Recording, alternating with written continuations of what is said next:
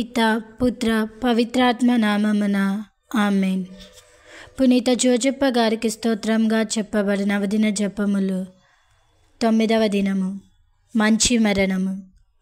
మంచి మరణముకు ఆధారువైన పునీత జోజప్ప గారా మీకు వందనము. భాగ్యమైన మరణము పొందిన పునీత జోజప్ప గారా, దాసుడు మంచి మరణము పొంద చేయవలసినదేమి? ప్రియ కుమారుడా, నీవు మంచి మరణము పొంద ఆశించినట్లయినా నీ జీవిత కాలంలో మా భాగ్యమైన మరణము అడుగడుగునకు బాగుగా ధ్యానించి చూడు. మా వృద్ధాప్యములో మా చేత పనులు విడువకయు, మా వ్యాధిలో మొరపడకయు, మా వ్యాధిని తగ్గించుటకు దివ్యకుమారుని ప్రార్థించకయు, దేవర తల్లికి మా వలన కూడిన వరకు ఊడిగము చేసుకొని మా మరణము దగ్గరించినదనియు, పరలోక భాగ్యమును అనుభవింపబోచున్నామనియు తలంచి దైవ ప్రేమ వలన మా హృదయము సంతోష సముద్రంలో మునిగెను. మా అంత్యకాలములో దేవర తల్లి యొక్కయు జేసునాథుని యొక్కయు పుణ్యములను అనుసరించుటలో మా ఆత్మము పుణ్య సాంగోపాంగమునందు పెరిగి ఒక సన్మనస్కుని వలెను నడిచితిని. మేము మరణావస్థలో ఉండినప్పుడు దేవమాత మా పడక దగ్గర ఉండి మాకు వలసిన సంరక్షణ చేసినదిగాక, తమ పరిశుద్ధ కరముచే మమ్ము పరామర్శించి మాకులు సకల ఊడిగములు చేసే మోక్ష భాగ్యమును కట్టడ చేయవలేనని సర్వేశ్వర్ని ప్రార్థించుటయందును మాకు ఊరట రప్పించుటయందును ప్రయాసపడెను. జేసునాథుడు తండ్రిని ప్రేమించులాగున మమ్మును ప్రేమించి మాకు అధికముగా పక్షమును చూపి మేము పడిన కష్టముకు మితిలేని మహిమ భాగ్యములను పొందబోచున్నామని చెప్పిరి. మేము పొందబోయే మోక్ష సింహాసనమును చూపి, ఇదిగో మీకుగాను ఏర్పరిచిన సింహాసనము, మా హృదయములో మోక్ష సంతోషము రప్పించిరి.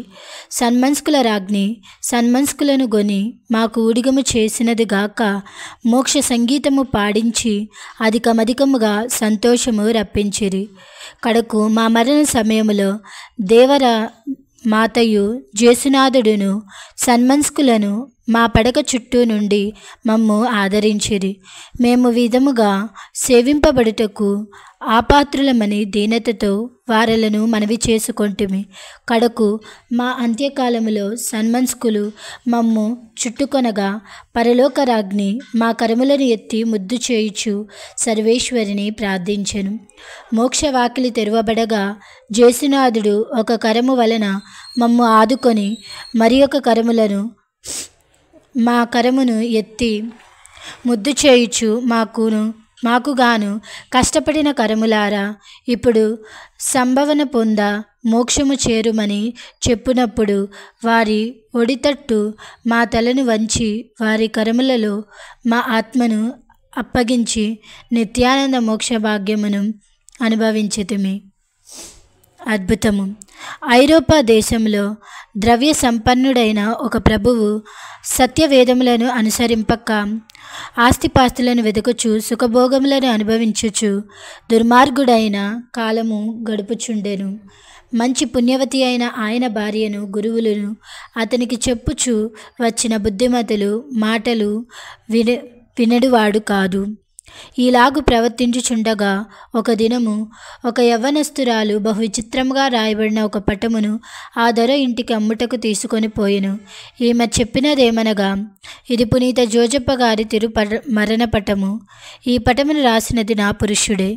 కొన్ని దినముల నుండి నా పురుషుడు వ్యాధిగా పరుండినందువలన మేము పడెడు కష్టము స్వామికే తెలుసును. మీరు ఈ పటము తీసుకొని దాని క్రయము ఇచ్చినట్టయినా ఇది గొప్ప ఉపకారము ఉండునని ప్రార్థించెను. ఈ పటము మిక్కిలి అలంకారముగాను బహు సామర్థ్యముగాను రాయబడి ఉన్నందున దొర దానిని తీసుకొని దాని క్రయము ఇచ్చి వేసెను. పిమ్మట దొర ఆ దివ్యమైన పటమును తన అరలో ఉంచుకొని ఆ దినమంతయు దానిని చుట్టుటే పనిగా ఉండెను. మరుసటి దినమున ప్రొద్దున తన భార్యను పిలిచి, నా మరణము దగ్గరించినట్టు నాకు తోచుచున్నది. అయినను జోజప్ప గారి వలనే జేసునాథుని యొక్కయు దేవర తల్లి యొక్క దివ్య హస్తములో ప్రాణం విడిచినట్లయినా నేను బహుభాగ్యవంతుడనేనని దుఃఖముతో చెప్పాను.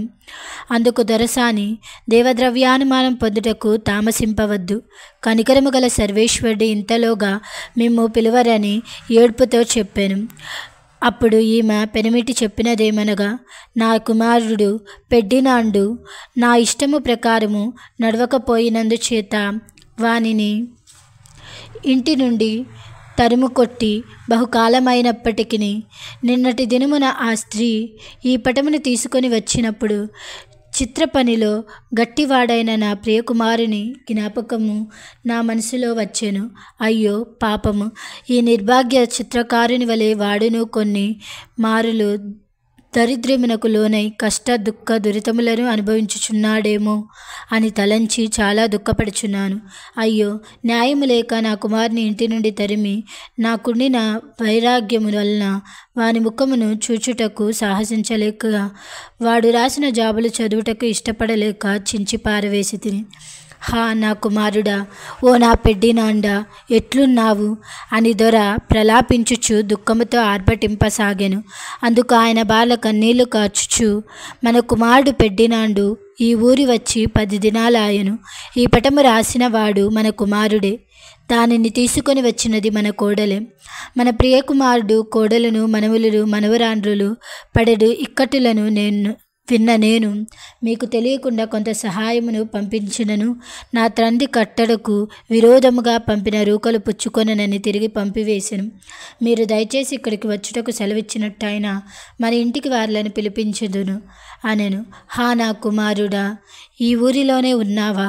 ఇంత ఓర్పును విధేయతను గల నా పెడ్డినాండా, నిన్ను ఎప్పుడు చూతును. నా ప్రియకుమారుడా, నీవు నా ఇంటికి వచ్చుటకు ఏ విఘ్నము లేదు. అయినా నా కుమారునితో సమాధానం చేసుకొనుటకు ముందు నా సర్వేశ్వరుని యొక్క ఓర్పు పొందవలని చెప్పి అనేక సంవత్సరములుగా దేవద్రావ్యమానములను పొందని ఆ దొర ఆ దినమే మంచి పాప సంకీర్తనము చేసి దివ్యసప్రసాదములో కొని తన కుమారుని పిలుచుకొని రమ్మనమని మనుష్యులను పంపాను. పెడ్డినాండు తన కుటుంబ సమేతముగా ఇంటిలోకి ప్రవేశించతోడనే దొర కన్నీళ్లు రాల్చుతూ, హా నా ప్రియకుమారుడా, నా పక్షము నిండిన పెడ్డినాండా, నేను నీతో సమాధాన పడుటకు నా సర్వేశ్వరుని యొక్క ఓర్పును పొందుటకును నీవు రాసిన పటమే కారణమని ఆనంద సంతోషం మిక్కుటము వలన కన్నీళ్లు రాల్చుచూ చెప్పాను. అందుకు పెడ్డినాండు, నా ప్రియ తండ్రి గారా, అట్లు చెప్పబోకండి. ఈ గొప్ప ఉపకారము చేసినది పితాపితృలైన పునీత జోజప్ప గారే. నా ప్రియ తండ్రులైన మీ కుమారుడును నా కుటుంబము కొరకును ప్రతి దినము తప్పక పునీత జోజప్ప గారిని చూచి ప్రార్థించుకొనుచున్నాను. అడగవలయను. దయగల తండ్రి నా మనవిని ఈ దినముననే చిత్తగించినారని కనికరముతో చెప్పుచు తండ్రిని కౌగలించుకొని ఆ ఇరువురు సంతోష బాష్పములు రాజిరి. జపము. ఓ నా పరిశుద్ధ తండ్రి, మీ మరణము ఏమని చెప్పుదును? పరలోక నిద్రయందునో, పరలోక ఆనందమందునో, లేక మోక్ష జీవమందునో అని చెప్పుదును. జేసునాథుని యొక్క దేవమాత యొక్క దివ్య హస్తములలో భాగ్యమైన మరణం పొందిన పునీత జోజప్ప గారా, ఓ భూలోక శరణమా, మీ ఊడి గస్తులలో నన్ను ఒకనిగా భావించి జేసు మరియా జోజప్ప అను దివ్యనామములను నేను ఉచ్చరించి నా ఆత్మను మీ చేతుల్లో ఒప్పగించ నా కొరకు సర్వనాథుని మనవి చేయవలనని మీ భాగ్యమైన మరణమును చూచి మేము ప్రార్థించుచున్నాను. ఆమేన్. పితా పుత్ర పవిత్రాత్మ నామమున.